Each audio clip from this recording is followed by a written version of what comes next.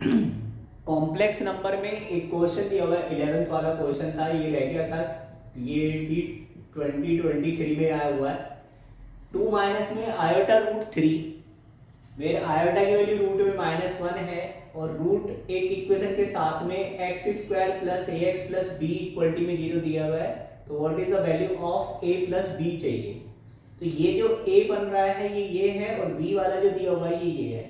तो सबसे पहले तो हम ये समझ लेते हैं, मैंने पहले कहा ना कि थोड़ा सा बेसिक हमें सही से क्लियर होना चाहिए। तो हम क्वाड्रेटिक इक्वेशन अगर देखें तो क्वाड्रेटिक इक्वेशन का फॉर्म ही ऐसा चल रहा है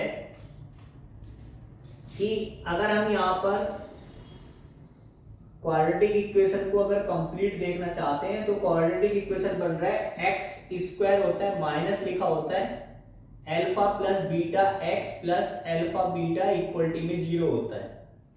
तो अल्फा प्लस बीटा के पॉइंट पर अल्फा प्लस बीटा जो दिया हुआ है इसकी जगह पर क्या लिखा हुआ है, ए लिखा हुआ है। तो अल्फा की वैल्यू ये हो गई, अल्फा ये दिया हुआ है।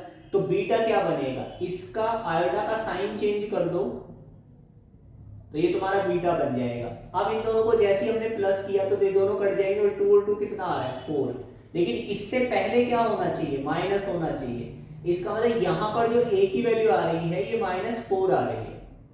ए की वैल्यू क्या आ रही है, -4 आ रही है। अगर बीटा देखा जाए तो बीटा की वैल्यू होती है अल्फा बीटा, मतलब ये बी की वैल्यू जो होगी दोनों का मल्टीप्लीकेशन करके बनेगी।